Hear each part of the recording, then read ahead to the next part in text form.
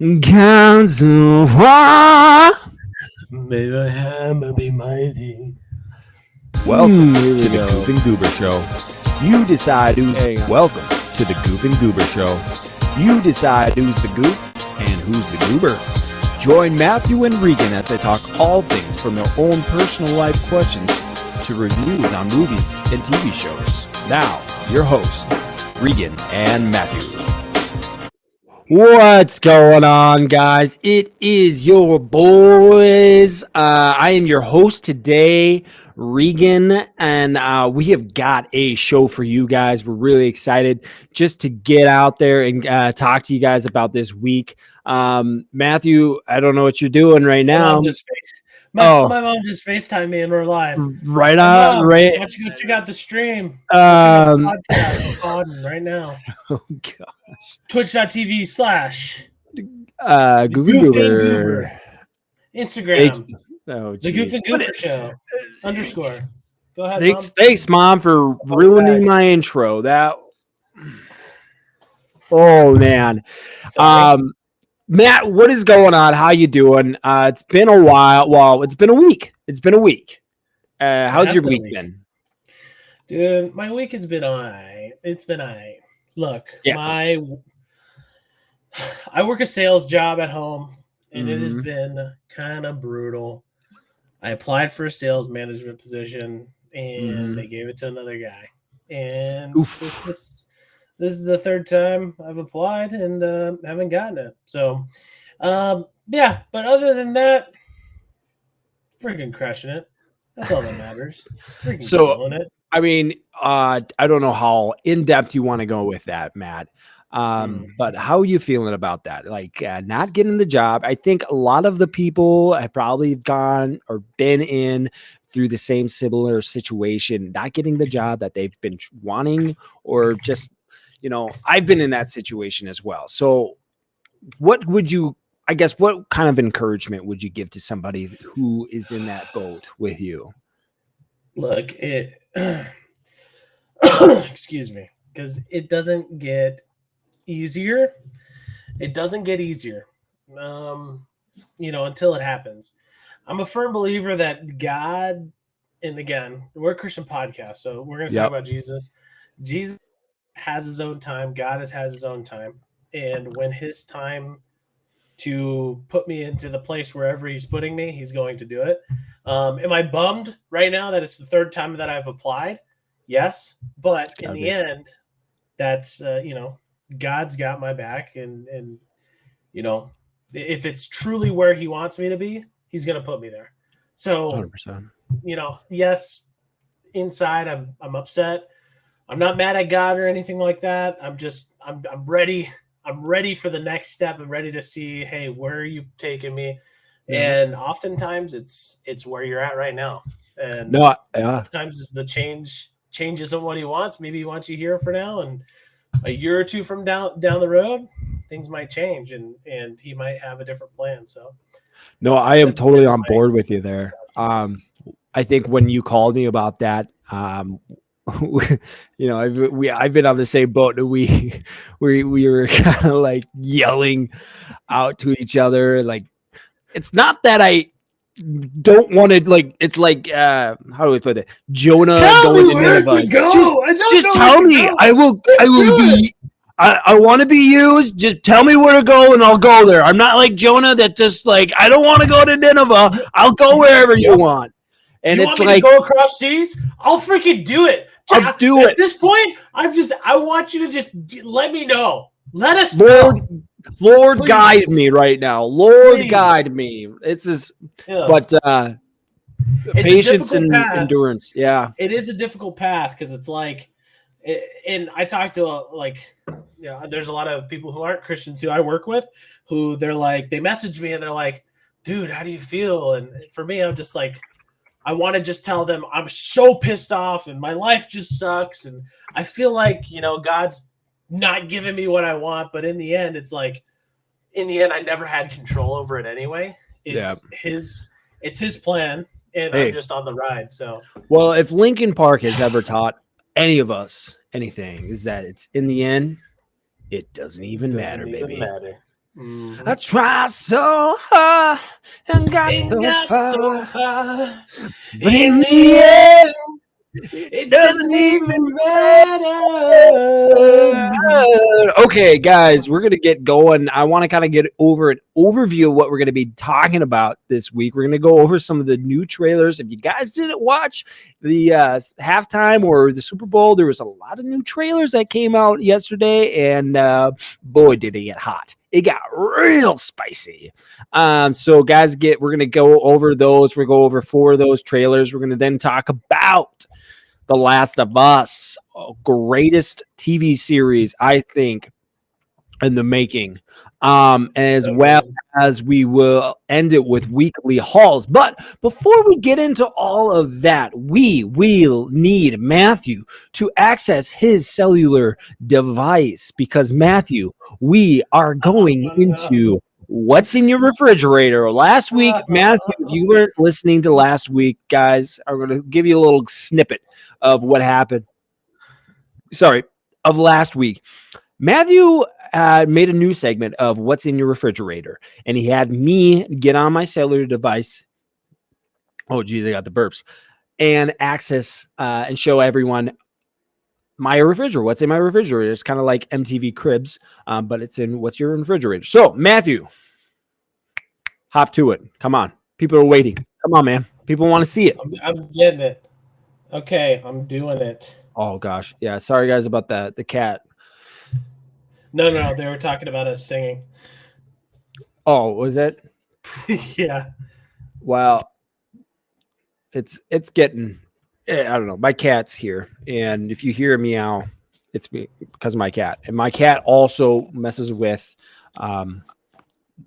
Okay. All right, you're gonna have to mute yourself there. Okay. Am I good? Yep, you're good. You're good. You're good. Okay. All right. What's going on, guys? All right, Matthew, bring us to your refrigerator. Do I have a segment for you today? This is what's in my refrigerator. We're at my child oh is gosh. Screaming. She's in the other room screaming. And she's on my camera and I'm on her camera at the same time. This is great. But we enter into the refrigerator from the kitchen, obviously. So the kitchen itself. Then we have the refrigerator. The refrigerator. Okay, all right, guys, get ready. This is big time, big time. Turn that camera around, Matt. Let's see that. You, Matthew, it's just tech, man. Just figure it out, man. People are waiting. We want to see the refrigerator. Right, don't even be like, oh gosh. This is none of your freaking business. None of your freaking business. What's in my refrigerator? That's what's in my refrigerator. Oh gosh, get out of here, dude. Here. Get out of here. So we just made a Target run today, actually, not because I knew that we were doing the pod. You're the worst. Milk. I've got a 15-month-old child, so she friggin' loves these things. These are banana and oat. Okay. Tastes pretty friggin' sweet. Yum, yum, yum. Awesome. A big jar of applesauce. You ever rub that on your body? It is nice. Couple other things here. Parmesan. My wife made this pasta today. It was friggin' awesome. Blueberries is an essential for this place. Chobani. Can't go wrong with Chobani. Not at all, man. I'm there with you. Behind the none of your business sign. See, none of your business. Got a couple different things. Milk. I'm lactose intolerant. Big time. If I drink anything with lactose in it, I crap my pants. But 90% of the time, Regan, do I drink freaking lactose-free milk? No. No, I would rather have the real thing, man. I'd rather have the freaking real thing. Big Chobani people up in this house. Oh, lettuce. We've got some energy drinks. I'm a big energy drink guy. I have an addiction. I drink 2 of them a day, roughly. More vegetables. And the best and only the best. Oh, gosh. Freaking cucumbers. Oh. Can't go wrong with cucumbers. Oof. That's the fridge. Oof. Now we're into the friggin' meat and the friggin' potatoes. Give it to me. Give me to me, baby. The friggin' fridge. Look at this. Slap that bad boy. Friggin' slap that bad boy. So friggin' nice. Yes, please. Hard as a rock. It doesn't get better. It does not get better than that, guys. Margaritaville? What are you doing at Margaritaville? Freaking bad boy. Ego my ego. Okay. Ego my ego. Can't go wrong with Lego. All right, Matthew, I gotta ask. Oh, okay. I gotta ask, and people are dying. They're blowing up the chat. People are blowing up the chat here. Okay. Reese DeVork wants to know what makes your refrigerator different than all other refrigerators. What's so special about yours? Well, you want to really know what makes my refrigerator better than most? It's these freaking handles, actually. Okay. Now, the reason why I see these handles, I've got big hands. Okay. Yeah. I've got pretty big hands. So when we do one trip and one trip only in this house, these handles. No 2 trips. No 2-trip ponies, man. You're a 1-trip man. Because it's curved on the edge here, I can actually grip it with my side as I'm opening it. So I can go one hand fully encased with groceries, and the other hand I can still get it open. This is impressive. Yeah. Wow. And our refrigerator was free, so that makes mine better. Not mine. That makes mine good. I had to buy mine, man. I had to buy mine straight from the store. That's my TED Talk. Hey, let's give it up, guys, in the comments. Let's give it up for Matt for showing us his newer fridge. We're gonna here. Let me hang on real quick. Let me get the clapping. Here we go.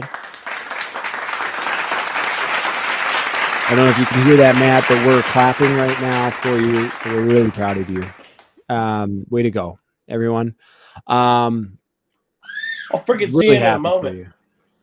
Thanks, guys. Thank you. Okay, now you can head back. My cat's trying to get on. I don't want my cat on the ground right now because she's gonna mess with my cords. Oh gosh.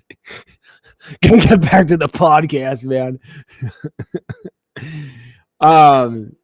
The cat will mess with my HDMI cord and all that stuff. But guys, we are also now going to take a look at some of the trailers. If you weren't watching the Super Bowl yesterday, which congratulations to the Kansas City Chiefs, which is kind of ironic that episode 5 of The Last of Us was in Kansas City.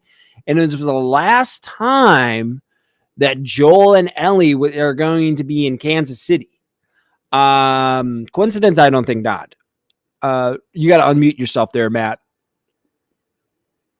You're still unmuted. My guy. Sorry, technically. So wait, how did you know that they're not going to be in Kansas City any longer moving forward? I watched the movie. I watched the cat hairs all over the place. I watched the episode, dude. I gotta get my eyes on those things around here, man. Anyways, so we're gonna get into some of these trailers. If you guys didn't see, there's the new Flash. We're gonna talk a little bit about that. We're gonna watch it. Then we're gonna watch the Indiana Jones trailer, Guardians of the Galaxy, and then a movie I didn't even know or heard about until yesterday, and I sent Matthew a message about it. It's a movie called 65. So I will just caveat before we jump into it. This is on my most anticipated list of 2023. This freaking movie. So you better freaking enjoy it, Regan. Yeah. Well, I'll tell you what, I am. I got to make sure I do this, and we're going to start sharing my screen. So this right now, guys, is the Flash trailer. We're going to take a look. Oh gosh.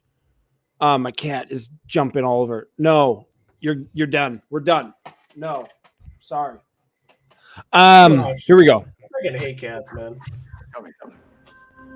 You can go anywhere. Another timeline, another universe. So why do you want to stay and fight to save this one? Because this is the world where my mom lives.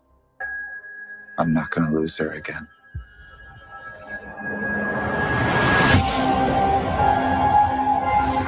Time has a pattern that it can't help reliving. Different people, different worlds, drawn to each other like magnets.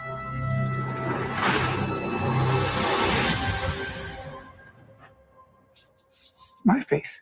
You saw my face. If you were to go into the past, you have no idea what the consequences can be. Bruce, I could fix things. You could also destroy everything. This can't be happening. I completely broke the universe. Sorry. We've been waiting for you. I created a world with no metahumans. And now there's no one to defend us. Want some help?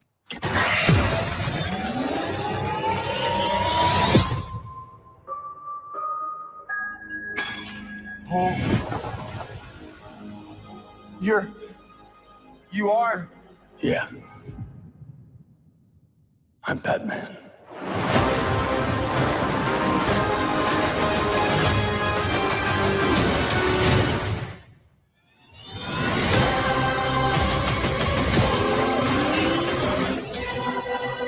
If I can't undo what I did,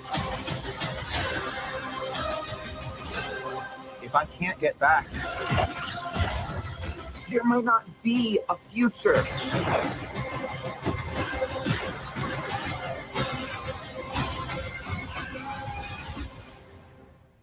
What's the play?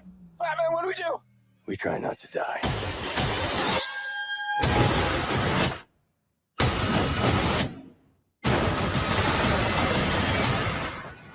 It's not Clark. My name is Kara. I'm Barry. We're Barry.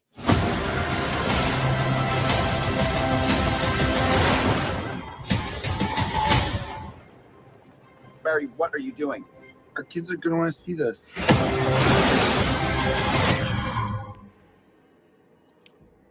June 16th. My word, guys. Does that not get you pumped a little bit? I mean, when I saw that, I mean, there's a lot of things that we can talk about here, but Michael Keaton coming back? Let's go. Freaking back, baby. He's coming He's back. coming back with, I mean, you got an all-star crew where, DC's going to the multiverse way as Marvel looks like, and it's looking good. It does look good. I'm excited. It got me pumped. Matthew, my question though, with this whole thing is Ezra Miller. He is not the best of guys. Not I don't know. Like they are trying to. Yeah, I would agree. They're trying to save their franchise here and get things back. We've had this conversation about DC about they got to just kind of. Well, you believe they just need to wait 2 to 5 years. I don't think they necessarily need to wait 2 to 5 years to get this back on track to be something competitive with Marvel. But Ezra Miller, give me your thoughts on him. I don't like the guy, man. I don't think anyone does. I don't think anybody does, but that's the I don't know. The way I look at it is like, and I preached this and I said this on the last friggin' pod, is that I think that they should have done an overhaul, new cast, like Ben Affleck, he's a good Batman. Okay. So we can keep him. But for the ones that are obvious reasons as to like negativity towards DC, get him out. Get him out. Like Ezra Miller, all he brings is negative publicity to them. And yes, there's the idea of negative publicity is publicity, right? But the guy's a jerk. He's an idiot. He's not going to stay around. He's a jerk. He's not going to stay around long enough. Okay. I think, look, I okay. will say, and my final thought on Ezra Miller. Okay, when we first saw Ezra Miller, I thought he was great as Flash. Great. But now we're tying Flash, this superhero, the person who's going to save multiple different universes, right? Because that's what they're going to push for, the Flashpoint, right? If we're going to have a guy who's going to play a superhero to save the multiverse and all these universes, like, I don't want negative connotation towards that type of character, right? Like when Robert Downey Jr., right? Robert Downey Jr., you know, he went through his hard times, went to jail, did drugs, all that stuff, got sobered up, and then he got the Iron Man role, right? Like, he had his downfall. He had now his redemption. Where is Ezra Miller's redemption, right? Like, it was just like less than a year ago that he was put in jail for a DUI or something like that and like assaulting a cop. It was worse than that. It was he kidnapped somebody. He kidnapped a woman, a girl. He's easily replaced. I definitely think that there are people that are out there that could definitely fill his role. But here's the thing. With Flash, you have to do it right. You have to do it right, because if you don't do it right, now Flashpoint and everything else is screwed. That he is my main concern with the overhaul. The 2 to 5 years, let people forget about everything he's done, right? Kind of like Robert Downey Jr., get clean, get sobered up, stop living the lifestyle that he has, stop bringing negative publicity, and then come back. I would rather have that than just jumping in, 6 months ago, less than a year ago, he just got into a DUI and had a big fight with police, right? Like, that's my whole gripe with him. I think as Flash, he's going to do fine as an actor. I think that's going to be fine. But as I'm sitting in the movie theater, I don't want to think about this jackbag who is just not a good human being, right? Like, and it comes back to like the Christian perspective that we have is like, we don't want to support things that are, or people or things that are of negative nature, if that makes sense, right? Like of sinful nature. And yes, we're all not perfect, but when you're blatant with those types of things, that's where I have a problem. You're muted. Well, yeah, I think the Thrune is right that he is also accused of child sex or Yeah. So I can't support that, and that's one of the reasons why I don't really want to see this. And that's kind of hard for me to. I mean, Michael Keaton's back, and I love that, but I think they could have gone. I mean, Grant Gustin from the actual series of The Flash could have done this, and I think everybody loves that series with The Flash. It wasn't necessarily a bad series or anything like that. Was that? Your mic's not working. My mic's not? No, my mic's coming in. Not working. Can't hear you. You can't hear me? It shows that my mic is coming in. None of our mics are working. No, your mic is working. None of ours are. If you go to the stream, it's working. He's working. Matthew, your mic is really low. That's you just need to get closer to your mic. I can't hear you at all. What? You're just gonna have to struggle through it, man. Anything. Okay, I'm gonna keep going with my point here. You figure that out, Matt. But Michael Keaton's coming back. It's a great opportunity to kind of reset this whole thing. I do have a slight. There's a part in this trailer that I was like, is that the Bruce Wayne with Christian Bale, especially with the motorcycle scene? It could be just that Michael Keaton got a whole new design because his Batmobile is, we saw that, but then there's this new motorcycle. And is that Ben Affleck's motorcycle, which we know that it's not, but also, I don't know. It's going to be interesting to see because we are now in the multiverse and any Batman's basically on the table. And it would be so great to see Christian Bale working it and jerking it, baby. That would be fantastic. Oh, Matt, it looks like his microphone, his headset's died. So that's probably what the problem is. Can you hear us, Matthew? Matthew, are you there? Check, check, check. 1 2 1 2. Oh no, this is bad, Matthew. Okay, we're gonna keep trolling away. Sorry, Matt. We're gonna keep going. I can't. Technical difficulties. Everybody loves. I can't hear anything. My mic's literally, it's not even charging. Nothing. So I'm kind of at a loss. Ooh, gonna have to go with the old. You're gonna have to switch it up. Use something else. I'm gonna have to tell you. What the heck?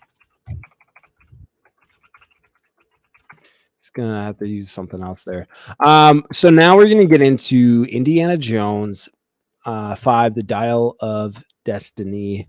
We're gonna get into that. Let me share this screen here with you guys. And Matthew is going to have to, he saw this already, so we're just gonna play this and we're gonna get into it. Have we met? My memory's a little fuzzy. Are you still a Nazi?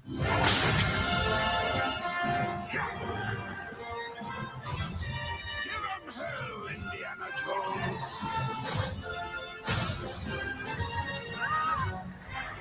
What are you doing here? Hey,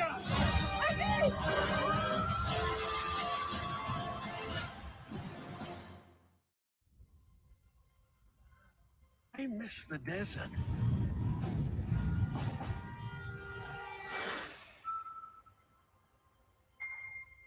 I miss the sea.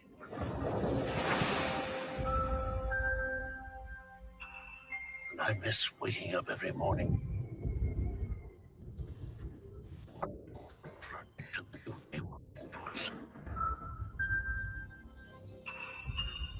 Those days have come and gone. Perhaps. Perhaps not.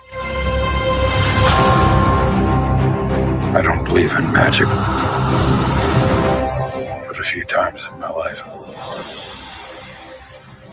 I've seen things they can't explain. I've come to believe it's not so much what you believe.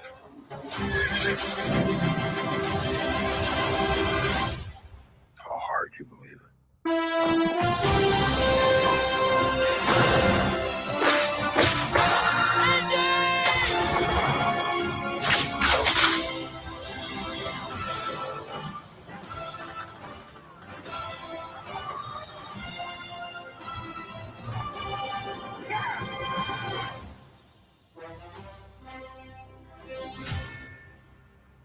Who is this man? I'm her godfather. Not related.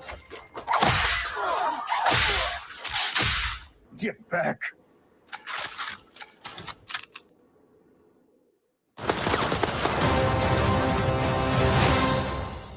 June 30th, guys. Let me stop this here.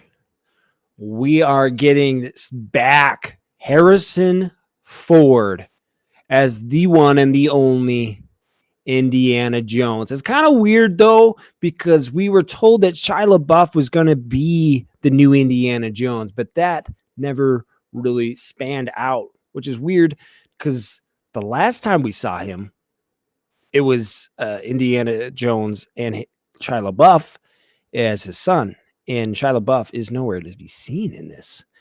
I'm curious to see how they're going to react, how they're going to kind of plug this back in. But while Matthew is one of the Goof and Goober guys is getting back on, is just me, your boy, Ragdoog.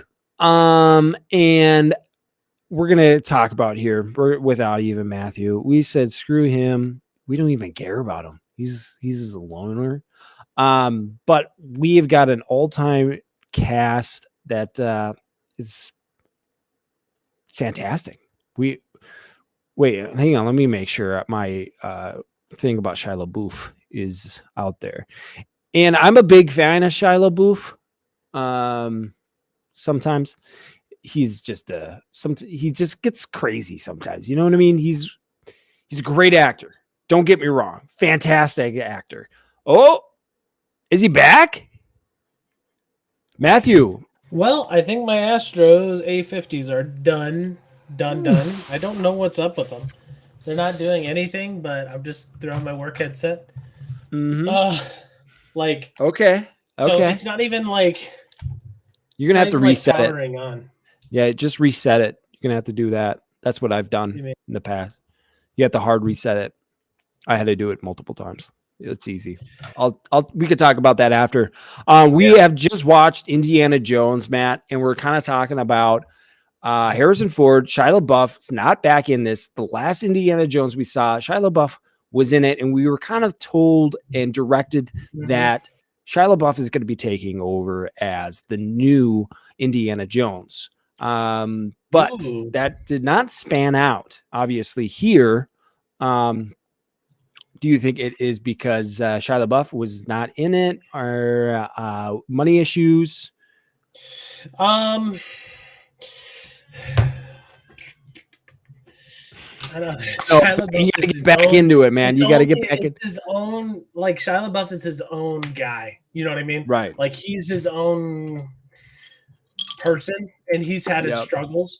But from what I was watching this video with him and the guy who plays Punisher. I can't remember his name. I know who you're talking about.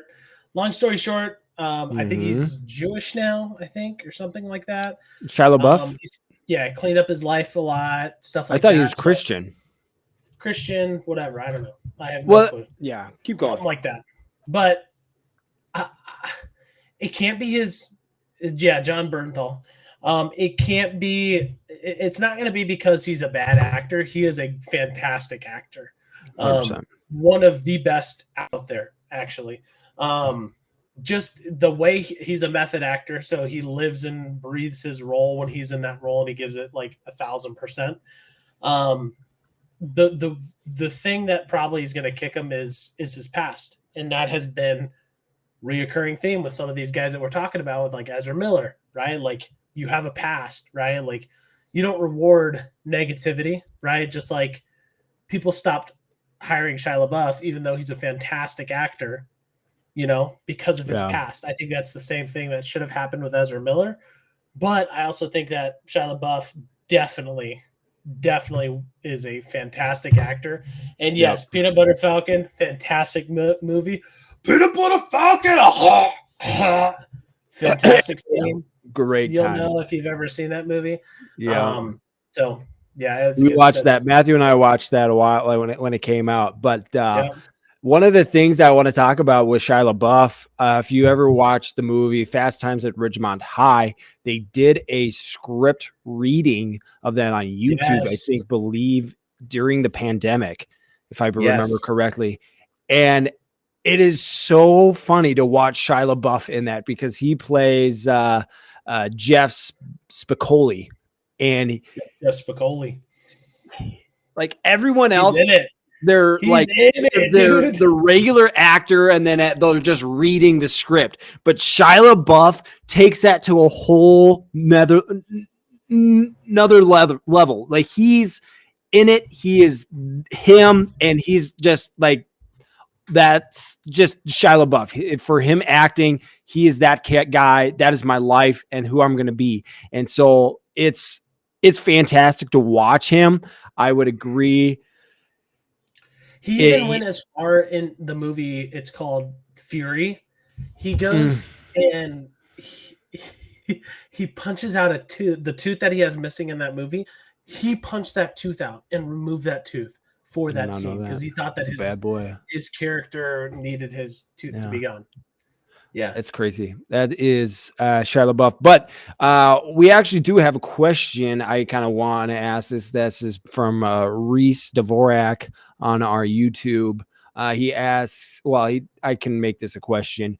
Can you have Indiana Jones without Harrison Ford? Yeah. You can? I think so. Yeah. He's the one that's been there, and he's always. I mean, he's made that whole series. Can you say that? Yeah, I think you can. Why? Yeah. Why? Come on, give me the Because deeds. Indiana Jones is like the whole series. Indiana Jones isn't like a character. It's like a culture. All right, it's like a culture. It's like the light. It's like the way of life, right? Like that's just like anybody can portray it, right? Like Shia LaBeouf, obviously, he's a guy who hopefully will take the range at some point. But Harrison Ford is just Harrison Ford, to be honest with you, with this. Yeah. I've never been a Okay. huge fan of the Indiana Jones series, to be honest with you. So that's why I have more of like a open mind take on it. Yeah. And Harrison Ford's like the longer you pull him out.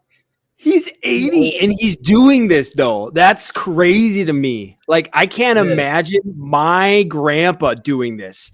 And he's just a BA kind of dude, really is. But it's also like saying, can you have Solo without Harrison Ford?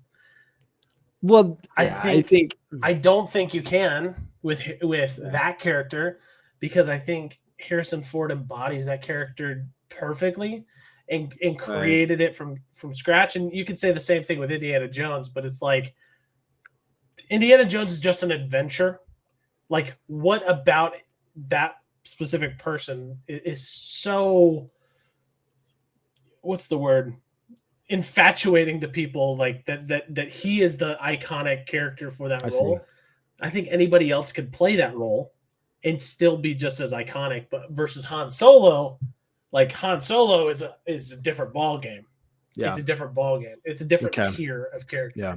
All right, we're gonna move on. Reese Dvorak does say a hard disagree. Okay. We have got to move on. We are going to move on to Guardians of the Galaxy here. Because Reese is old. Sorry. Here we go. Go Here we ahead. go. I'm gonna tell you something.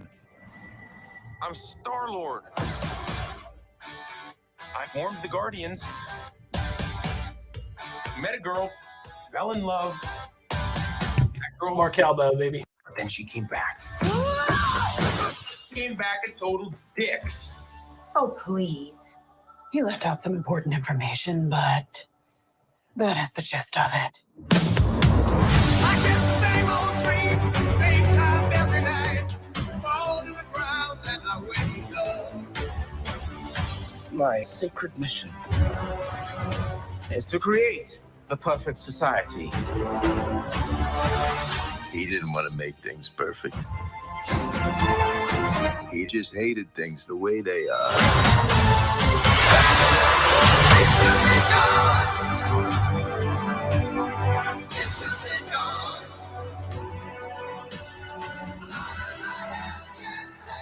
I want you all to know that I'm grateful to fight beside my friends.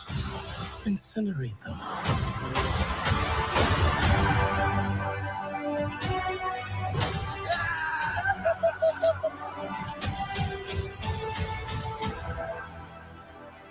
We were always searching for a family until we found each other.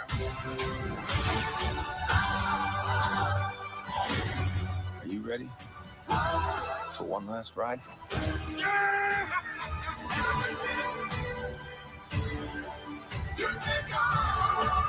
We'll all fly away together. Into the forever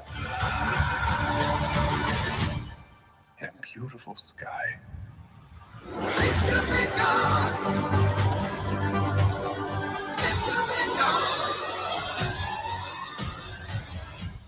Whoever it was that you were in love with, it sounds more like her. Her? That's ridiculous. Do not bring me into this. Knock it off! What? Just never noticed how black your eyes were. They were replaced by my father as a method of torture. He picked a pretty set. Oh goodness, that Oh jeez. if Guardians of the Galaxy, my word is, I mean, you can't get any better. I mean, James Gunn did such a great job with this whole series, and I'm just, so impressed. I'm so happy that they're coming out with this third one, and it's going to be the last one, obviously. I think, right? Am I right on that? I know it's James it's the Gunn's last. It's James Gunn's last little hoorah. I think it is the last of the Guardians of the Galaxy's movies, but I think they're going to be a part of the MCU moving forward. Right. But yeah, dude, Guardians of the Galaxy is fantastic. It is. You can't go wrong with it. You really can't. Chris Pratt, just amazing. Chris Pratt's amazing. Just comes out of nowhere. Yeah, it comes out of nowhere. I mean, from Parks and Rec, he was great. Yeah, yeah, he was people good loved him, and then he just come out as a freaking awesome action actor. You know, with not only this, but with some. What's the Amazon? Bautista came out of friggin' nowhere. And what's the Amazon Prime movie he's in that he was just in? Terminal List. Yeah, no, it's not the Terminal. Well, that's the series, but it was. Did play in the Terminal List. He did play in that. What's the Edge of or something about tomorrow? Yeah. You're right. With his daughter. He's his daughter. Yeah, fantastic actor. I want to kind of keep our time going here. We've had to wait a little bit because of Matthew. I'm not going to point any fingers, but we're going to really talk a whole lot there. We're going to keep moving on to 65, which is a movie that I saw the first time yesterday and was so impressed, and sent Matthew a text right after I watched that and said, we got to see this. And he said, I agreed. This was, what did you say, Matthew? Some of the most anticipated movies of 2023. Right, with Adam Driver here. And let's take a look here with 65. Let me share this with you guys. Here we go. There's something alien out there. Location unknown. Charter 373. This is Commander Mills. My ship was hit by an undocumented asteroid. Location unknown. Transporting 35 passengers. Location unknown. On a long-range exploratory mission.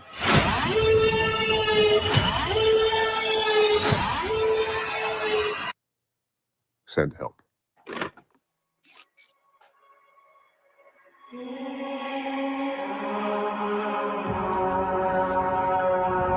We've crash landed on an uncharted celestial body. Location unknown. I don't know where we are. I've located one survivor. A child.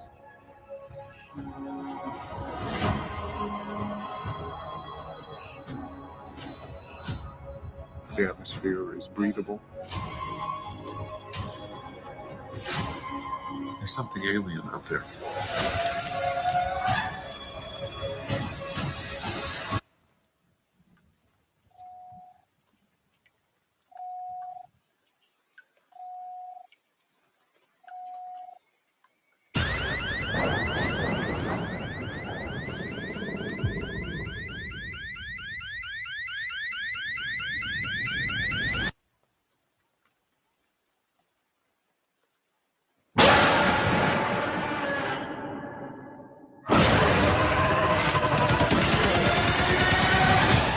You need to be quiet and move.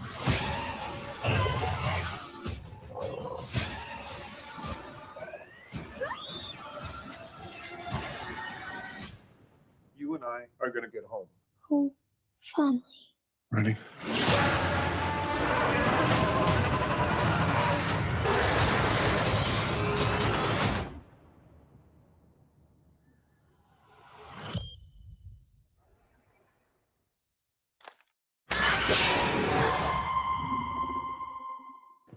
Wow, guys, if that doesn't, I mean, this whole thing is a huge just combination of a multiple movies that they combined into one. I see a little Jurassic Park in this. I see a little Riddick Pitch Black. If you haven't seen that movie, I see a little bit of Lost in Space in this.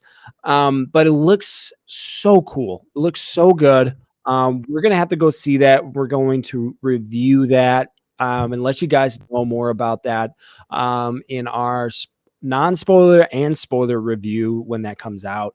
Matthew, your thoughts on this movie? Dude, this 65 Adam Driver, I will say is, I mean, he's not an underrated actor, but he, you know, in my eyes, I feel like he should be given more roles. Dude, his voice, the way he articulates certain things, like he's so good. So I'm really excited. I know that he embodies the character pretty well, like when he goes into these movies and he gives it his all. So I'm really excited. All I could think about was the Marriage Story when he was yelling at his wife. Have you ever seen that With on Netflix? Scarlett Johansson? Yeah. Yeah. And I was like thinking to myself, like that would be like one of the hardest scenes to try to get through because you have to embody that character so much in order to get yourself in that mindset to be able to yell at somebody and create emotion. And I think he does a really good job at that. And I think he'll kill it in this role.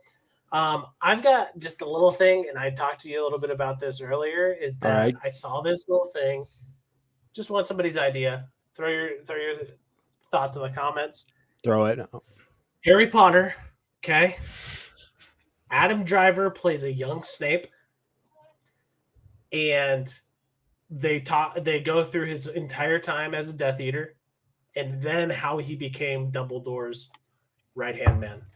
I think that would be a killer Snape series. You know, he does look like a Snape. If you look, I mean, let me share this my screen here. He's I mean, spot on. You know, like stride for stride. The voice, all of it. Like you imagine, like I always think of Harry Potter, and I'm just like, when Snape's like Mr. Potter or whatever, Mr. Potter, like he would have that deep voice to really hit that. So, I mean, he looks exactly like Alan Rickman, or at least it's spot on, so close. Dude.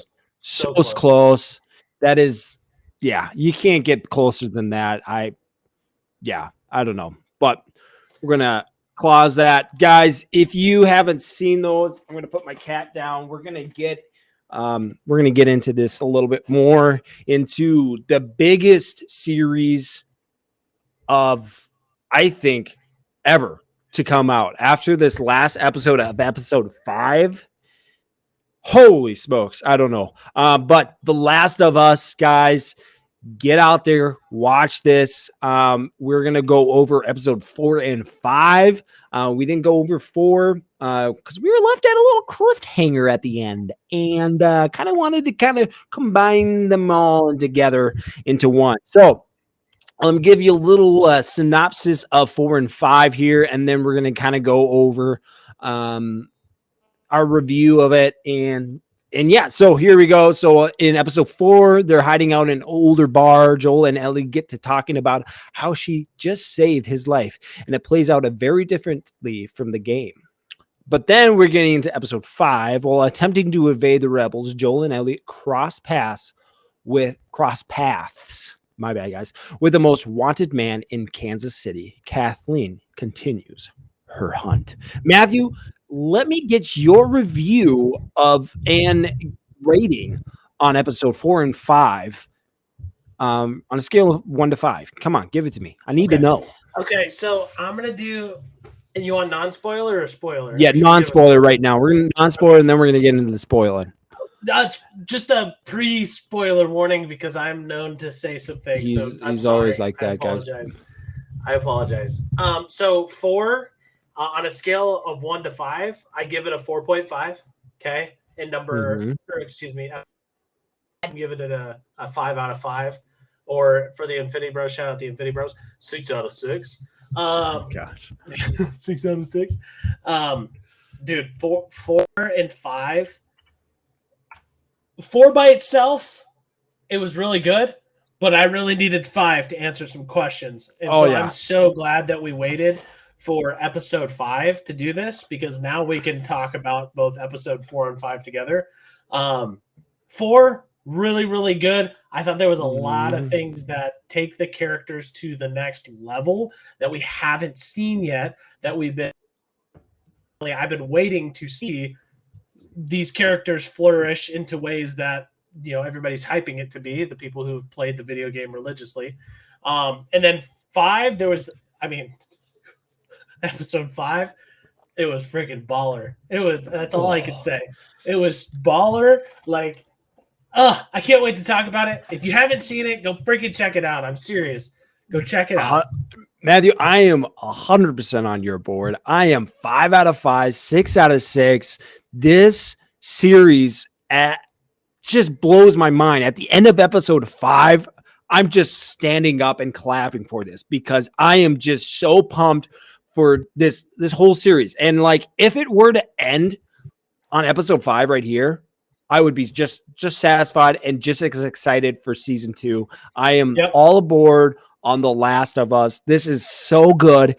It just captures your heart. You care so much for the characters, and you're just so involved. I mean, the last time I felt this involved was Breaking Bad, and I love that was the last time I was ever been into a series or a TV series that I was this involved with, and I cared so much about the characters. And so 100% on board. But let's get into it, guys. Oh, hang on. I got a burp, but it's not coming out. Guys, we're going to get into the spoilers now. So right now, we are going to talk a little bit spoiling. We're going to get a little spoil. Like that nasty milk that you left. The eggnog, man. It's spoiled. Guys, so we are going to give you our spoiler warning right now. Here it comes. I'm just going to do it live because we don't have it yet. So here it comes. Spoiler.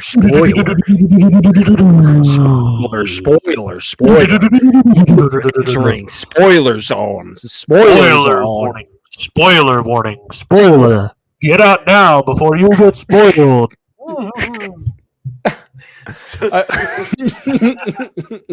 Okay.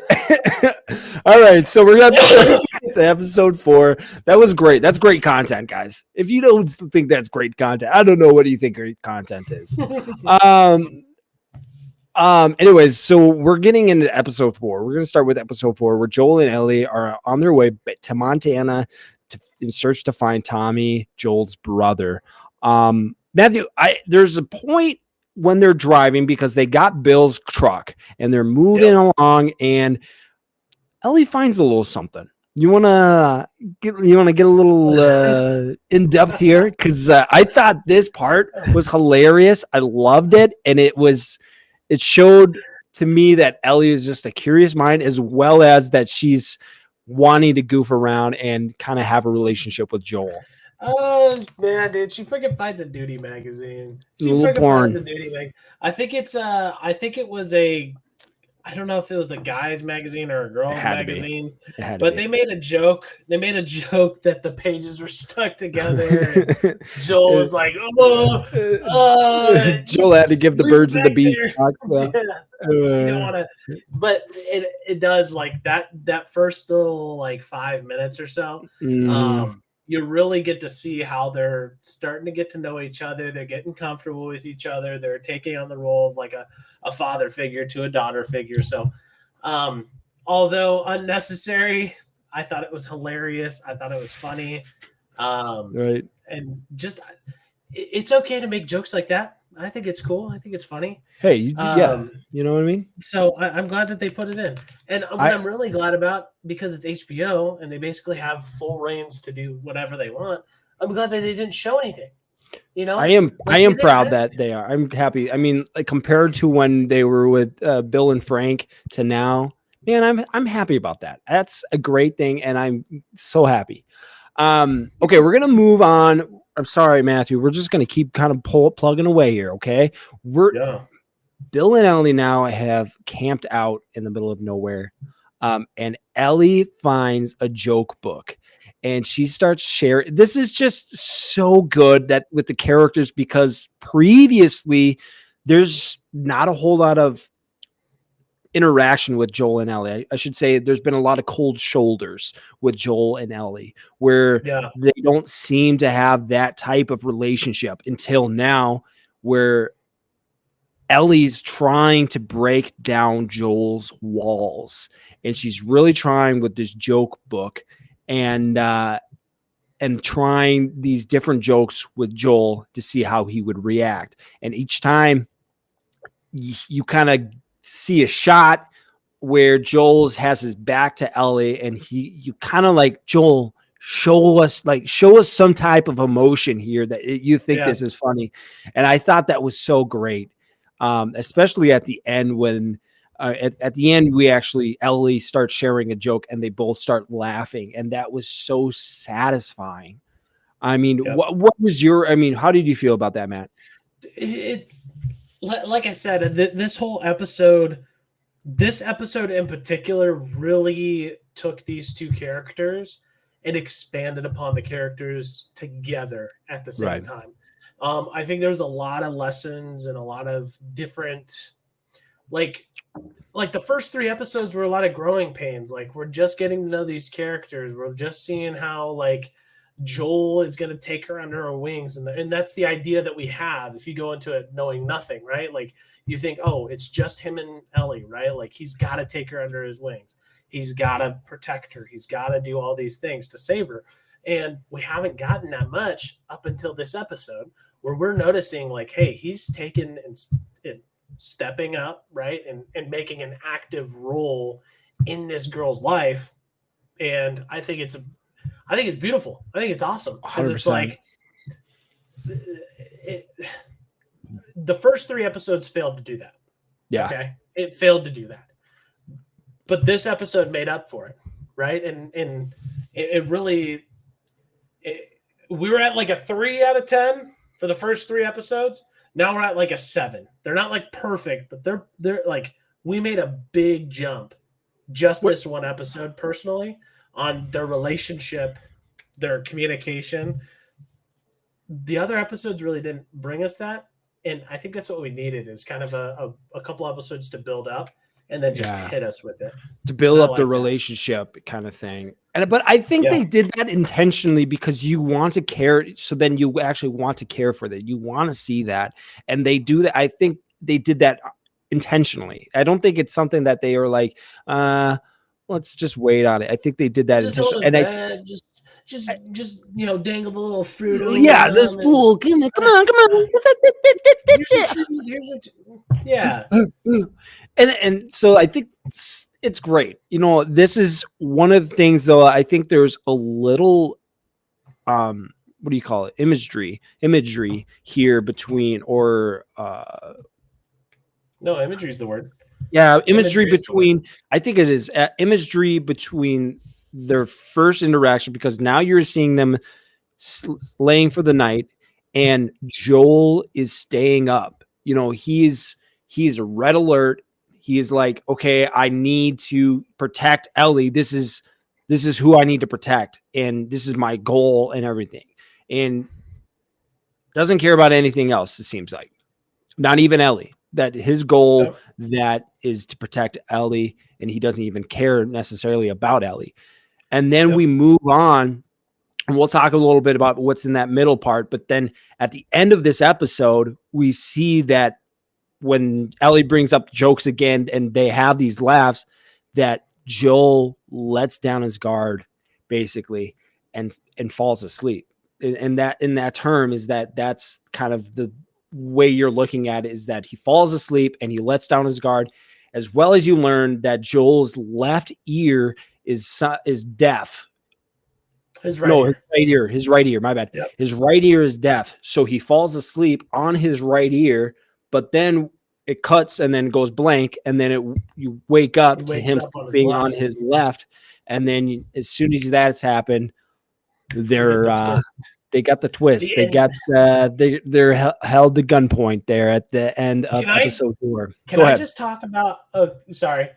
I wanted to talk about or bring up the idea of the gas tank. Wasn't that freaking cool? How he was siphoning out gas. Like, Dude. It makes me think personally. I mean, he's been doing this for a long time. It's been, 20 years or something like that? But this might be the first time he's ever had a car in his whole time. That's why he was looking for a battery. I don't know. Maybe that's the idea that I had. Yeah, I get it. I get it. Yeah. It personally, I was just thinking to myself, what did this guy do before the apocalypse or whatever it is? Like, if you asked me, hey, Matt, can you siphon out gas from a vehicle? I'd be like, I don't know what the frick I'd be doing. You know, like, I have no clue. So it makes me think that when he was younger, like, he probably lived a pretty crazy life. That was just my one-off thought. Like, when I was thinking about that, I was like, man, how did he learn how to do that? Like, who taught him how to do that? Dude, well, from episode 1, it looks like he's just a handyman, and that's what he is. But I've seen my grandpa do that in real life. And really? Yeah, and that was the craziest thing as a kid, to see your grandpa suck up gasoline and suck it into his, like, what he was doing, he was sucking it with another hose where he could, like, one hose, it was his air hose, and the other hose was his gas hose. And basically he was just sucking it up, just sucking up air. So his gas hose, pressure of the air went. Science. But my grandpa did it with just one hose, and he just like sucked in the gasoline into his mouth. I'm like, Grandpa, like, thinking about that, I was like, Grandpa, you're gonna die soon now. But man, that was no, he's not dead. But sorry. But yeah,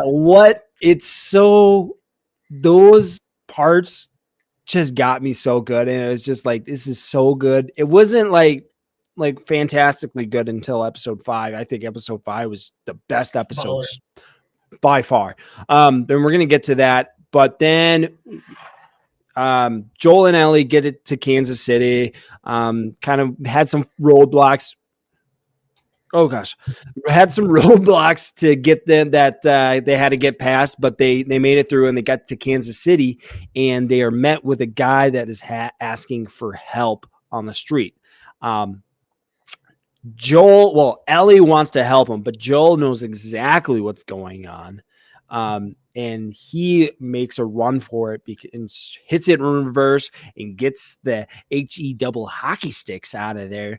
But he is met with some resistance from a couple of guys, 3 guys, in fact, with some gunfire and a brick to the windshield. And this is kind of where we get to see Joel a little bit more action-y. You get to kind of see the bad side of Joel here. Matthew, what was your kind of initial thoughts of the bad side of Joel here? Dude, so this is what I've been waiting for since episode 1. Do you know how many times people have told me that Joel is he's this guy. He's this dangerous, very well off man with a weapon. He's very dangerous. We hadn't seen anything like that up until this point, right? Like we see him go and punch the police officer in the first episode, but that's it. Other than that, he hasn't really done much. So for him to be literally on a 3v1 or a 4v1, whatever it was, and him coming out on top, dude, it was awesome. It wasn't quite as much as I would like. I wanted to see him go off, right? In episode 5, we're going to talk about episode 5. He goes off. Yeah. Episode 4, he didn't really go off, but like you realize this guy's got a past. And this is the first part where you're like, this guy has done some crazy stuff. And I'm all for it. I'm all for it. I did think, and maybe I'm jumping ahead of here just a little bit, but when Ellie finally got her shot to shoot the guy, I told you. Hey, hang on. Before we get, I freaking told you guys. I called this so many weeks ago that this was going to happen. I didn't know it was going to be this episode. I thought it was going to be later, but man, did I call it! I freaking told you guys so freaking good, man. I'll freaking give it to you. All right, go ahead. Yeah. But then Ellie finally gets her shot to save Joel and use the gun. That was kind of like, in my opinion, like the turning point for Ellie for us to see, right? Because after that, like you realize Joel's got a past, and then moments later we find out, oh shoot, Ellie's killed somebody before. Yeah. Right? Like she reveals like she's killed somebody. And like those two things let me know, like, hey, there's way more depth to these characters than just going to Montana or Wisconsin or Wyoming, wherever they're going to save Tommy, right? There's more to it than her being the cure or whatever. The cure. I don't know what that means yet, but there's more to these characters than what's at the surface so far. And so, yeah, I really like that scene. So good. So good. Oh my gosh. Kathleen was a Bisquick. Bizquick in the business, dude. Okay, so there's a lot of things. There's so many questions I have for you, Matt, and there's especially in episode 5. I think there's with this whole interaction with Joel and Ellie. I want to get to episode 5. Yeah, let's get to episode 5. We meet. Let's wrap up. Yeah, we're gonna wrap up episode 4 here. So we meet Kathleen, and Kathleen is this leader of this group. It seems like they had just finished Fedra, and well, at least they want to, and they're looking for a guy by the name of Henry, and it seems very significant to Kathleen. And then Ellie and Joel talk about innocent people and who, if Joel's killed innocent people before to survive, and that's kind of the whole thing. And then it ends with Joel or Ellie's telling a joke, and then Joel and Ellie being held at gunpoint by two non-people or people we have no idea who they are. That will bring us into episode 5. Let's get into episode 5, the biggest one. I love this episode, and so did you. We already know that. It starts off by showing that this group of people that Kathleen was a part of. We don't necessarily know what group of people they are. They're just some resistance. We don't know if they're the Fireflies. They call them rats. They call them the rats or something. No, they don't call. They called the people that were. They're the rats. No, the people that Kathleen's a part of. Oh no, I'm talking about the ones that she captured. Yeah. So yeah, no. So yeah, you're going a little too far. But then we're kind of being introduced to Henry and Sam, and that they're being my cat, fleeing from Fedra, or from this not Fedra. I mean from this mercenary group that had just defeated Fedra. Matt, what are your first thoughts on Henry and Sam? Dude, can we talk about like the backstory a little bit?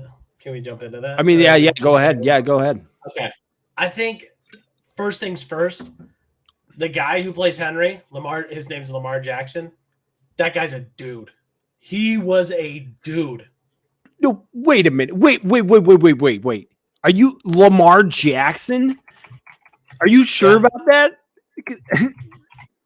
Yeah. Because that's Are you serious? Let me just double check. Because I'm gonna double check here. You know what? I think you're right. Yep. Lamar Johnson. Oh, gotcha. That's my fault. Lamar Johnson. I apologize. I was gonna say, I was like, that's the football player. No, yeah. So Lamar Johnson, the guy who plays Henry. Yeah. This guy is a baller. They need to get him in like MCU titles, like throughout this entire. Like I could see him being personally, and this is just me talking about the guy who plays the character, Static Shock. He could play Static Shock. I think he could. That was the first thing I thought about. Just saying, because I think he's young enough. He's got the voice. He could be a Static Shock for years to come. That's just my personal opinion. Side note, okay. Sorry, that's a little maybe a hot take. I don't know, but that's my personal opinion. That's the first thing I thought about. We need to get him into MCU. He killed it this entire series. Yeah. Sam, the younger brother, killed it as well this entire episode. I really love the fact that in this episode we start off with Henry and Sam like pointing a gun at Joel and Ellie. Yep. And then they bring it to the backstory and they show us like where they came from, what they've done. I hit my mic. I know you're laughing. Yeah. I hate that, but you know that. Yeah. Go ahead. So they do a backstory on it, and I think this backstory was so good. I think it was so good because it's like you're showing a brother and a brother and a young kid and his older brother, and his older brother is the protector of this kid. Similar vibes as to Joel and Ellie, but just a different stance, if you will. Right. So it was really awesome that they kind of explored those two, the journey that they've taken, what they do, like the steps that they take when they leave the buildings. Like it's so meticulous. Like every plan that they do is like, hey, step by step, this is what we're going to look at. Like they didn't even go outside. They looked out the window and like stood up on a table before they went out. And I think all of that was like really, really cool to see. Cause it's like, for me, I'm just like, why not just like, you got a gun, I'm sure, go run somewhere. Like you guys are probably fast enough. Like, but you see how the methodology or how wanted these guys are by the steps they have to take, and the places that they have to hide. Like it's crazy. But it also shows like not Fedra, but whoever this mercenary group is, they're the real, like they were the real deal at the time. Like they were dangerous people. Yeah. And they would kill anybody. Not like this is the thing that the scene where they were pulling the dead body with all the knives stabbed into the body. I mean, like, this is the thing. I was just getting done with watching Hunger Games, actually. And the premise of Hunger Games is that they started, this government that took over and they have these people do the games for the districts that had rebelled against them. And then the districts rebel against the government again.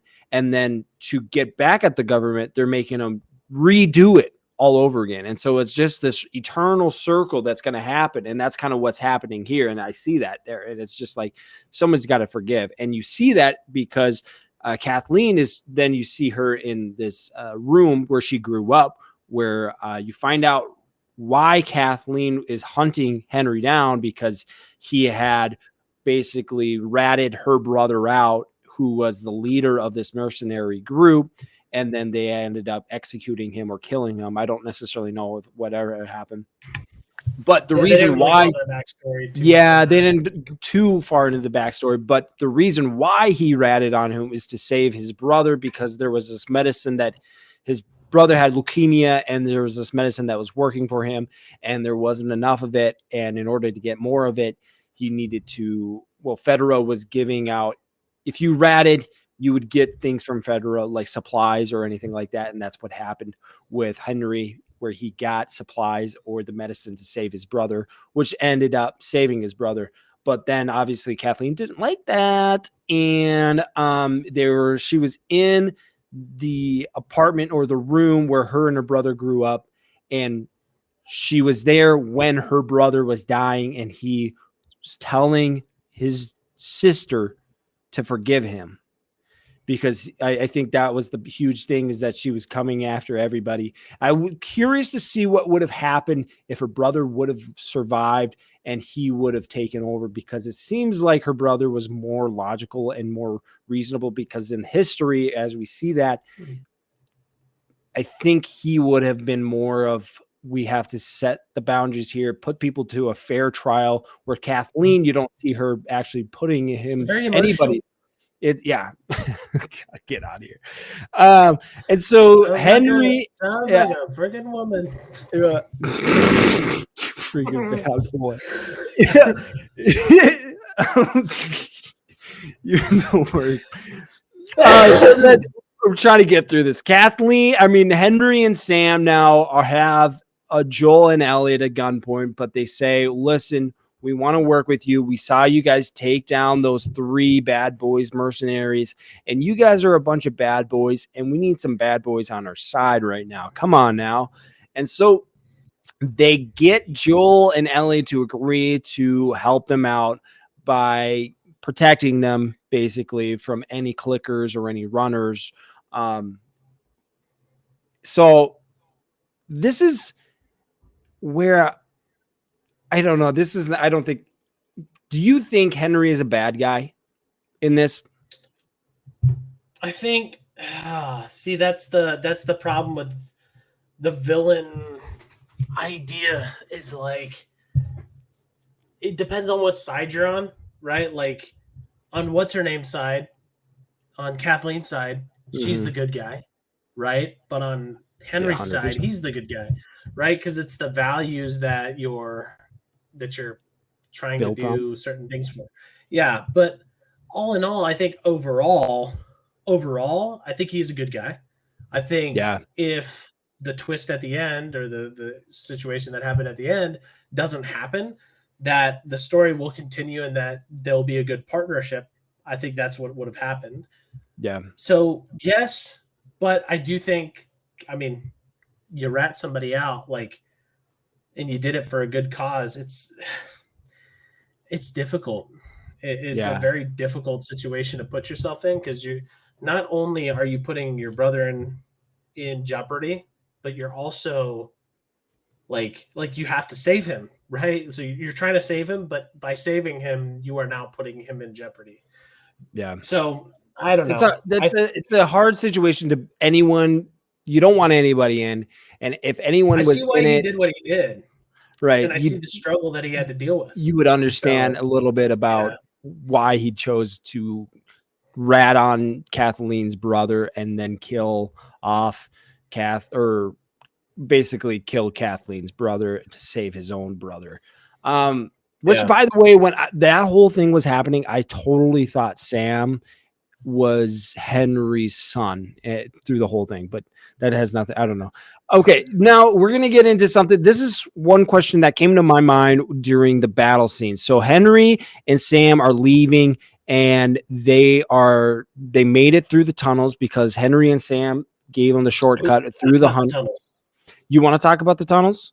I want to talk about the tunnels. Okay, give me this. I didn't really have a whole lot on the tunnels. Why don't you tell me what you want to say about the tunnels? So basically, the plan was the easiest plan, or the ideal plan would be like, as any person, just walk down the street, hide, wait for your best opportunity to not get caught.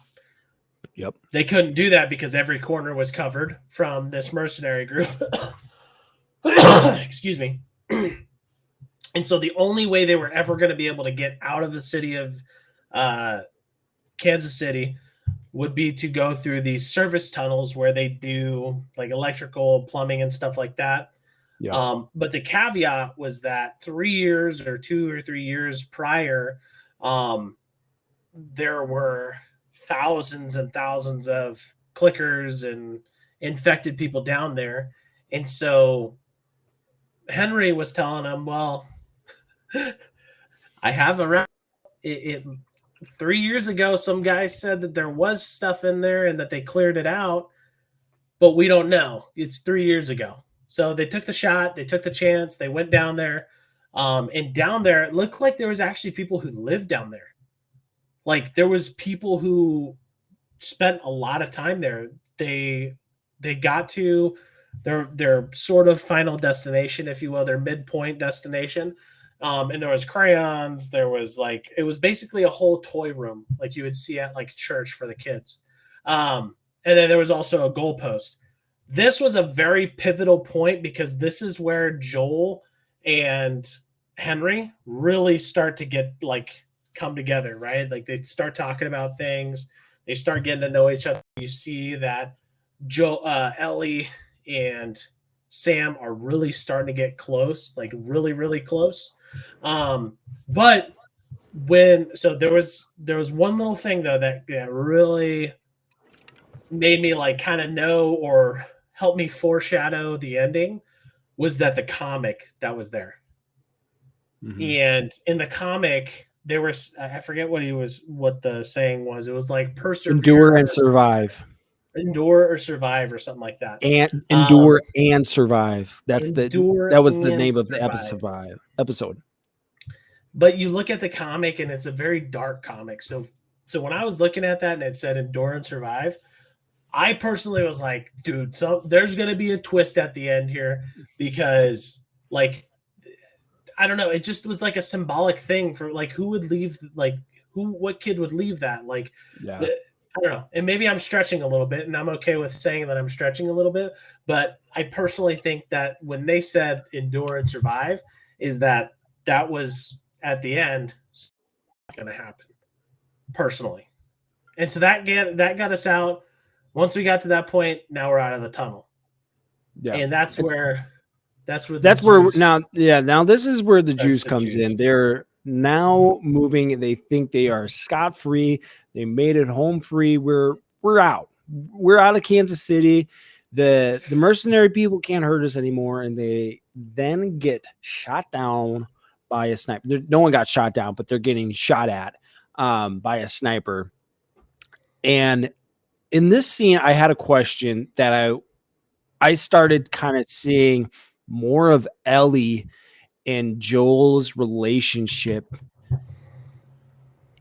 turn a little bit, because most of this time it's been mostly Joel and Ellie relationship based off of him and his daughter. But here I think I saw more of Ellie as becoming Tess. I want to see it, like, ask you, do you think that this Joel and Ellie are turning more into a Joel and Tess kind of relationship, or a Joel and his daughter relationship? Oh man, that's a really good question. Because I can see where you're coming from. Now they've got to fight together type thing.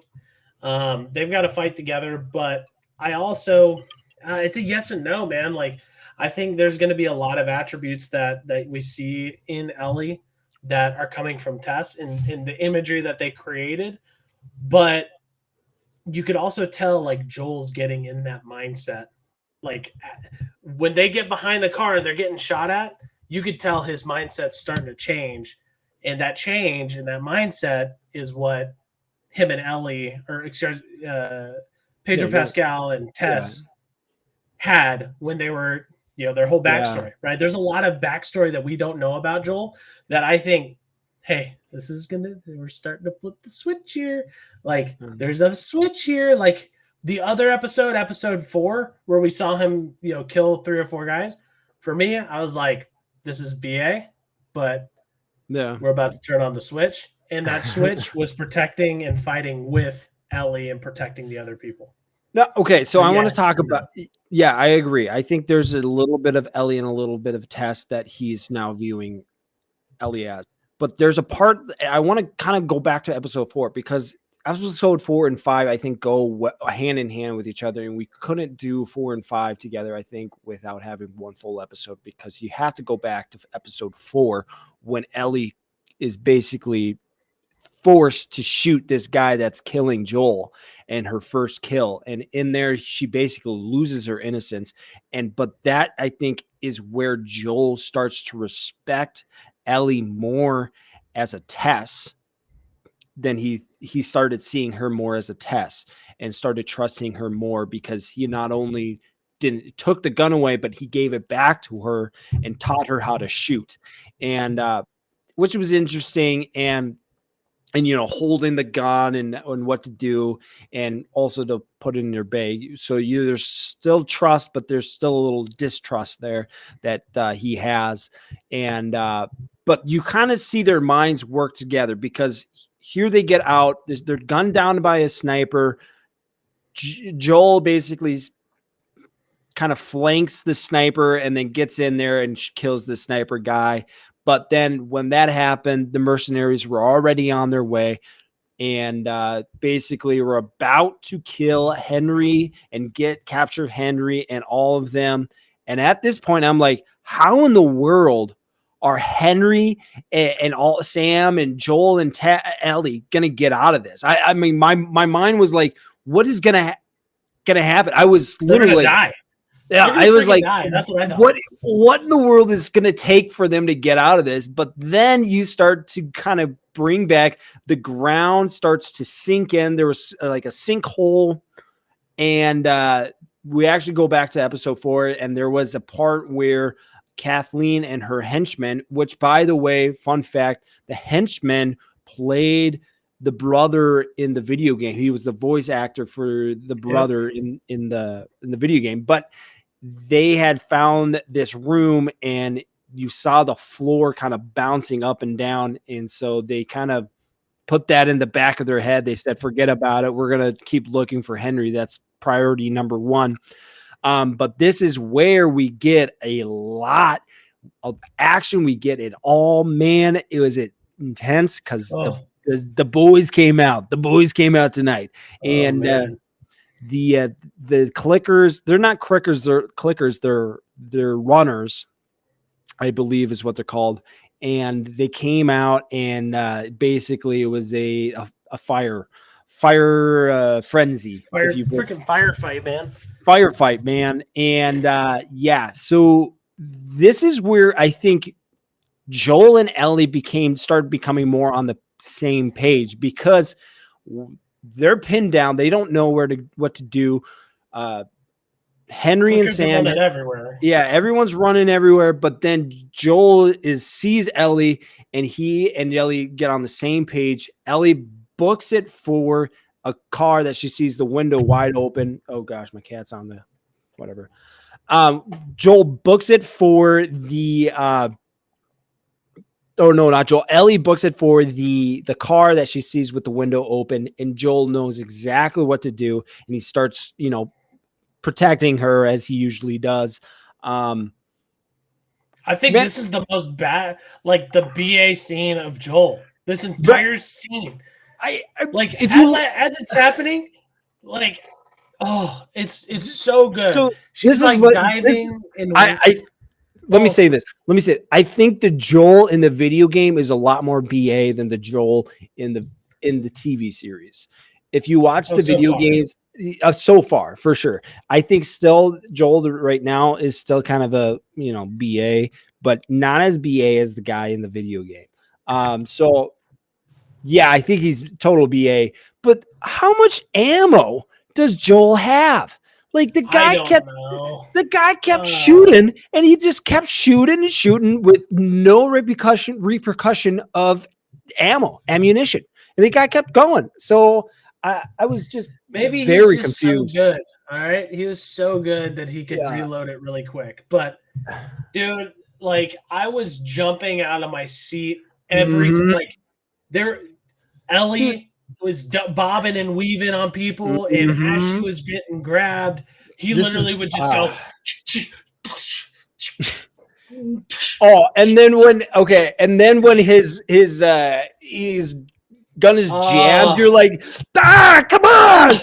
You're like, you're so in it, and then it's just like, oh my word, and they're just taking you on this crazy roller coaster, and you're just like moving and twisting, and you're like, your whole body is just, I just couldn't get over how amazing this part is. But they get away, they get past this all, and we see them. Ellie had to go and save Henry and Sam as they were underneath a car, and my cat's ruining just all up in my desk, and I can't move my mouse, but that's okay. I'm gonna just take this home right now, baby. And they get away clean, and it seems like they got fresh, they get a break. They can breathe finally. They can rest, and they make it to like this hotel room. And here is where it gets bad. This is the sad part a little bit, where we find Ellie and Sam in the same room, and they're told to go to bed. Can we pause this for a second for just one moment? Because we kind of skipped over it. Okay. How BA was the big Oh Clicker, yeah. whatever Oh their my name bad, is. dude. What am I Oh doing? my! What are you doing? What am I Like doing? we missed the best part. He freaking came in and ripped the guy's head off. Dude, But at that moment, like I'm thinking to myself, this is a civil. Like we think of these zombies as like zombies, random, not thinking, not. You know what I mean? Like their brain dead. Mm-hmm. At that moment, when that thing, I don't even know what it's called, comes out of the ground, I'm thinking to myself, this is a community. They're playing together, dude. Oh, like so they're called bloaters. bloaters. Yeah, there you go. Yeah, they're called bloaters. I completely. I don't know why I forgot. I'm so sorry about this, Matthew. Oh my heavens! I am so sorry. This is my fault. As your host, I failed. But let me finish my point before you jump to the next thing. No, I was going to add. When he comes out, I realize that this is much more dangerous than I ever thought it was. Mm-hmm. Like this is their leader. Like that's a leader. That's the leader of that whatever community of how many clickers or zombies or whatever. And at that moment, I'm just my stomach sunk in. I had butterflies. I'm just thinking to myself, what else is out there? Like what else? Humans are fighting over the humans, but they're not worried about. There's like this is actually like smart. This is like living beings underneath the ground or whatever in this scene. Yeah. Like these aren't people to mess with. These aren't things to mess with. No, not at all. Do you think so? Do you think we're going to be able to see, you think we're going to be seeing bloaters in the future? You think we're going to be dealing with that? Or at least Joel and Ellie going to be dealing with that? Because they seem to be like they're these big guys and just fat guys, but they seem to be bulletproof as well. Yeah. And so like, what is it going to take to kill these things? Or what is it going to take these guys down so that I mean, just run away basically is all the only answer they have right now. I have no idea. See, here's the hard part with this show is that there's two routes you can go, right? You could go the route where it's all internal battle between communities of humans, right? Yeah. Or you have an external and internal battle. Well, there's really three. Internal and external at the same time, right? Like you're actually having to, like, you have a battle between humans and the zombies at the same time, kind of like Walking Dead style, or you seclude one or the other. And that's where I don't know the direction of the show moving forward is like, they could take it where it's like they join this community and now they've got to figure out a way to kill all of these clickers and whatever, or you stick with, hey, this is a community that hates Joel. Oh my God. I forget it. What? You're pounding on the thing and I can hear it with you. I haven't you're putting your hands down or something like that. I can hear that. It's okay. I'm sorry. It's just my mic. But yeah, so I think that's the internal battle that they're gonna have to go. Like Last of Us has multiple different options that they can go. Yeah, and I think that's crazy to think because the first two episodes, like episode 2, when Tess died, like we see the severity of these clickers and these, what are they called, bloaters, but we don't really see the effectiveness until this episode, and you're like, holy crap, right? We've got problems with us internally in the communities. Now we've got another problem to deal with. So no, 100%. I think we haven't seen the full wrath really of the clickers, the runners, and the bloaters. Or I mean, all we've seen is the result of it. Right. We've seen Tess kind of deal with them, but it wasn't really like super violent. It wasn't really anything they were like coming after Tess or anything, but Tess was able to take them down with a big explosion. All right. So anyways, we're going to move on. I love the bloaters. It was great. But we're left with Joel, Ellie, Henry, and Sam finding themselves some shelter and finally having a breath of fresh air. and A breath of fresh air. and they are now told to go to bed. Matthew, could you go to bed after that epic battle? No. Yeah, No way. I was like, there's no way I would be able to go to bed. I'd be scared out of my mind. I'd be like, I would keep walking. Yeah. Find a vehicle. Keep driving. What are we doing laying down right now? I need to go. We need to get out of here. Let's keep going. I need to get to the Montana. Get me to the next country. But they are told to go to bed.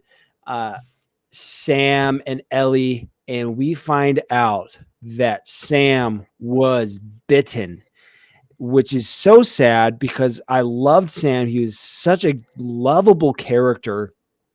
And we see that Ellie is not as afraid. She obviously is not afraid really at all about this whole fungus disease. She tries the blood transfusion by cutting her own hand and then basically putting it on his wound, which was bitten. Eddie, quick question. Do you think Ellie is the cure? Obviously, because now that you've seen this transfusion supposedly she's the cure for this. Is she? Dude.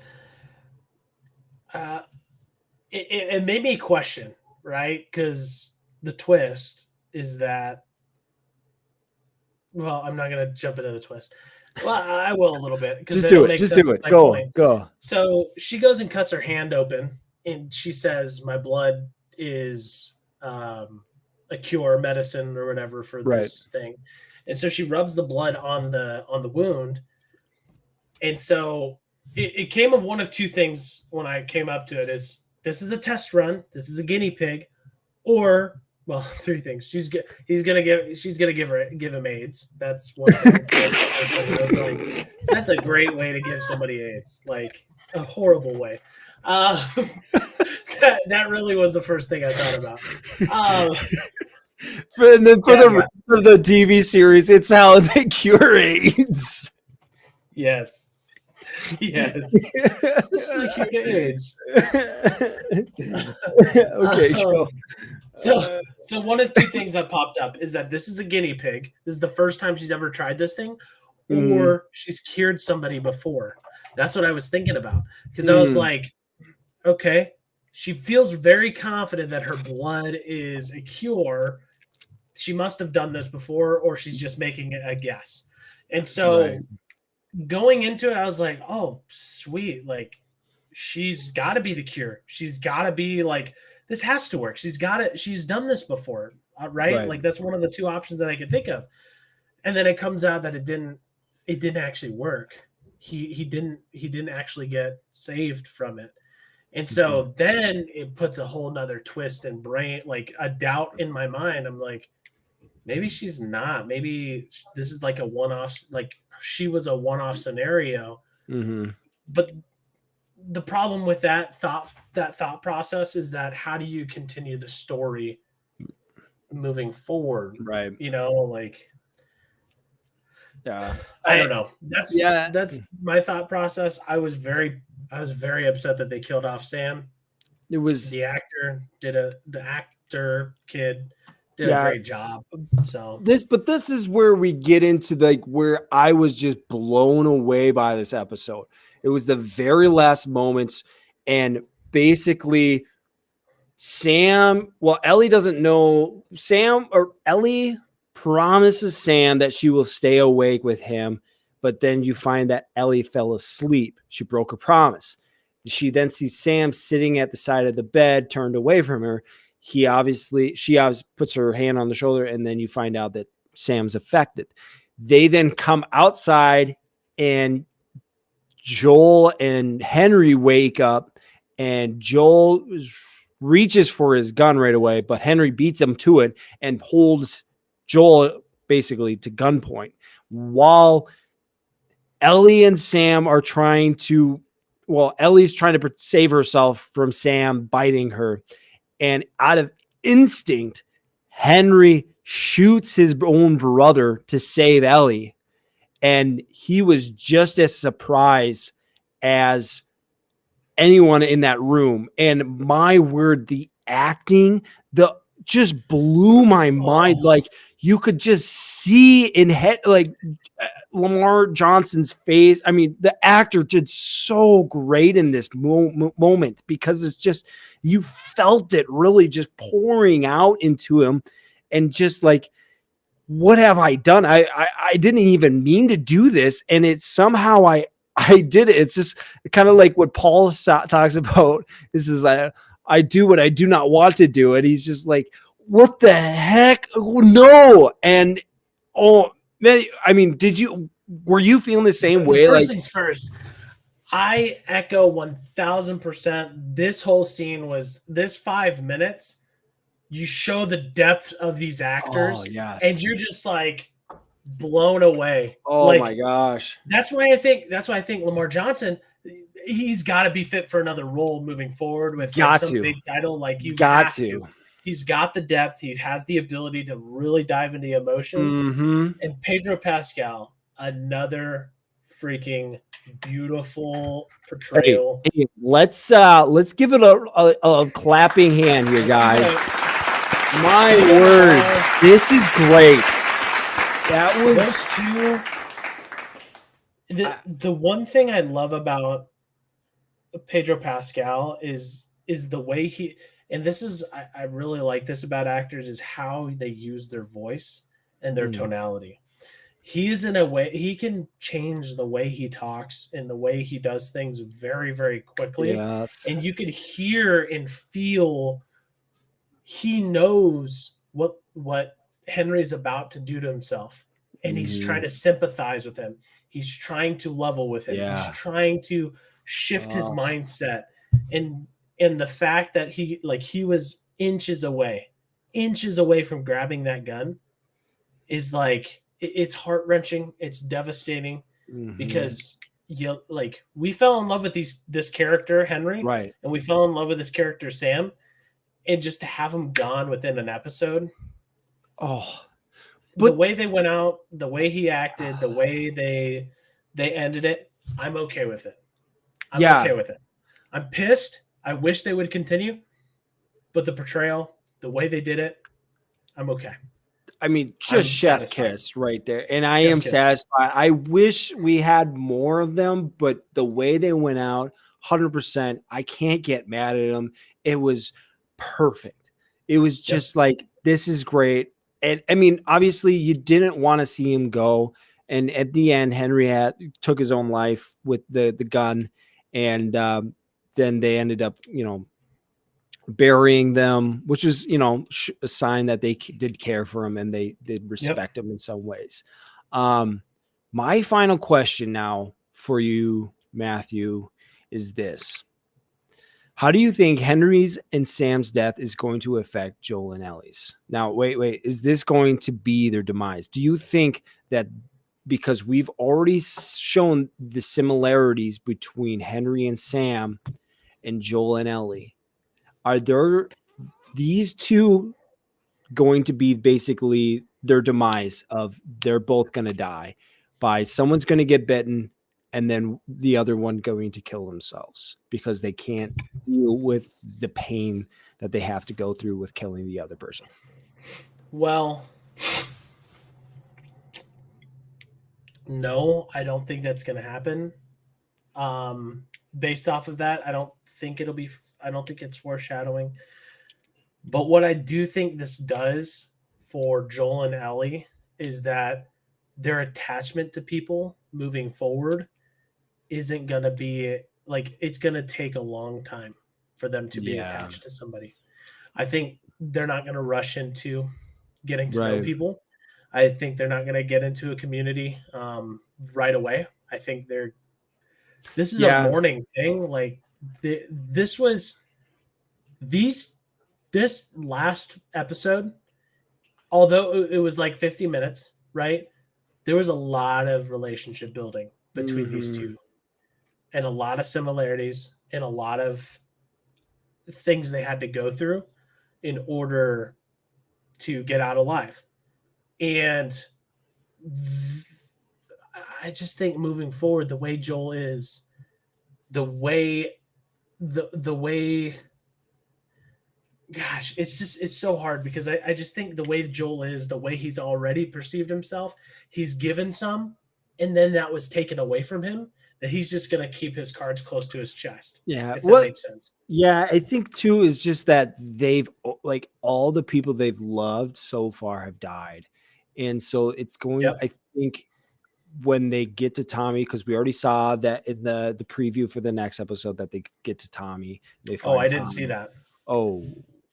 You jackbag. Oof. Oopsies. Hey, spoiler alert. We said it. Dude. Spoiler We alert. said it. Okay. And so it's going to be interesting to see how they interact as well. In the preview, you kind of see a little bit. I'm not going to spoil it for that because nobody has seen it, or if you haven't seen it, I suggest not seeing it if you want to kind of be surprised. This is what I don't like about trailers, is that they always give away everything about the movie. And it's why I didn't watch the new, well, anyways, I'm getting off track, but it's not why I didn't watch the new Spider-Man trailer, or not the new, like when Spider-Man No Way Home came out. No Way Home. I didn't watch any of the trailers because I didn't want anything to be spoiled for me, but obviously things did get spoiled for me. But yeah, so I think it's going because, and Ellie feels somewhat responsible because she promised him that she would stay up with him, and she broke that promise. And so now it's for her. She has to get over that. She basically killed an innocent person. And she feels at fault for that death. And so it's going to be interesting what they're going to do now when Joel meets up with his brother, and then where they're going to go with that. I'm just curious what could happen next. Seriously. But HBO, you better do a good job. Let's go HBO though. I'm we so trust pumped. you. We trust you. Okay, guys. That as episode 4 and 5. That was a really, really long, but it was so good. You guys got to go see it. HBO has just done themselves a great series here, and I suggest you guys go check it out. That's going to be it for our Among Us, but we have one more segment that we have just started. Last of Us. Or The Last of Us, not the Among Us. My bad. My son is really into that. My bad. We're going into our new segment we call Weekly Haul, and I wish I had a media, something like that, but I don't. We're going to get you something like that. But Matthew and we do something called the Weekly Haul, where we purchase a lot of cool things, and we want to kind of show you guys, and as well as we want to hear from you guys what some of the weekly hauls you got. We use Facebook Marketplace most of the time, but if you use something else, like Goodwill or a nice thrift store, eBay, anything, well, Matthew uses all those stuff too. We want to hear about from you guys and what you guys got or found, and some cool finds. But Matthew got a really cool find. He was showing me today. Matthew, what's your weekly haul? So if you guys didn't remember from last weekly haul, Fantastic Four has been on my mind. It has. I think Fantastic Four is going to be a big move for the MCU moving forward.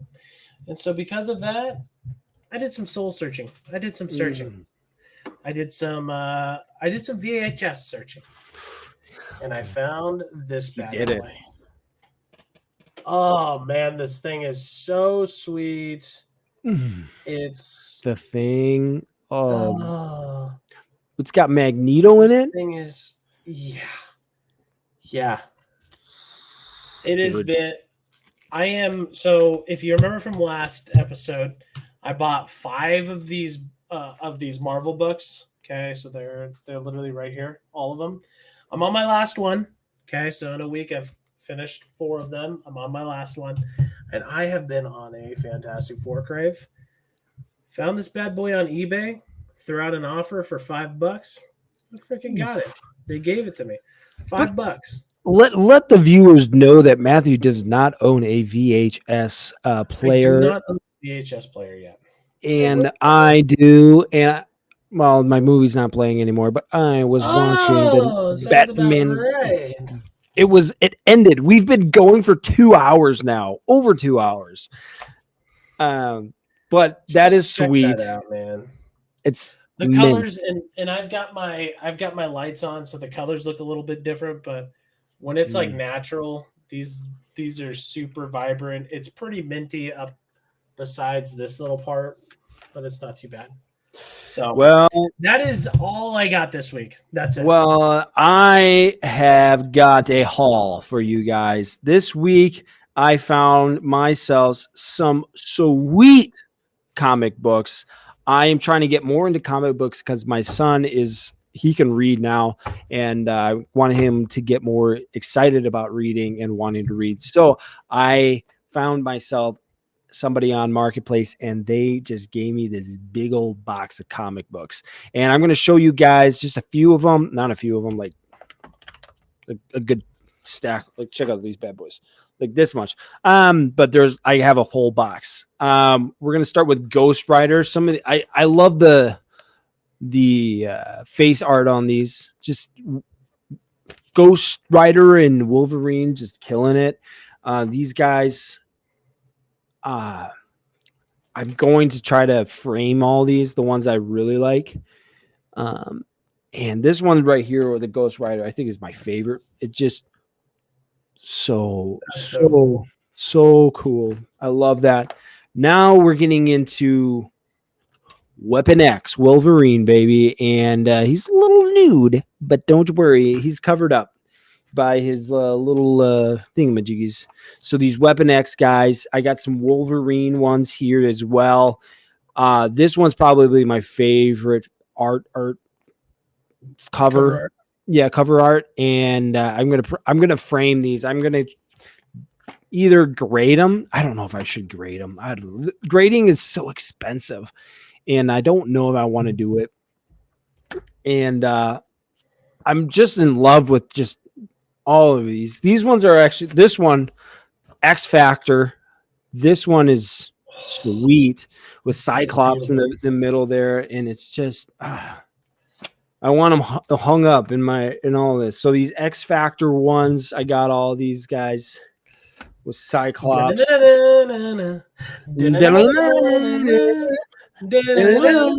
Oh, okay. You didn't. Okay. And then X Force first edition. And I'm really pumped about this one. This is a first edition one that I was really happy. But I got a box full, but I think I'm just going to give those to my son, and we can just get into reading those. If you guys have a family, I'd suggest getting into comic books. They're fun. I did get my son a comic book Bible, and I'm really cool about that. But that is episode 6 for Goof and Goober. I believe it's episode 6. Am I right on that? I'm pretty sure. Episode 6. Episode 6. We got it in the books. It is probably our longest episode. There was so much to get to because of the football and the trailers, and there was another thing I actually did want to talk about, but we couldn't even get to that. But guys, if you made it through this, thank you guys so much. I see there's some people still listening on Twitch as well as YouTube. Guys, thank you. We love you guys. Make sure you comment, let us know what's going on, and the Tharoon, my guy, is interacting with us. Love that. Thanks, love Dad. you guys. Is that your dad? That's my dad. Yeah. Oh, I did not know that. Hey, Dad. I did not know. Guys, thank you so much for tuning in, and we will probably see you next week. I appreciate you guys.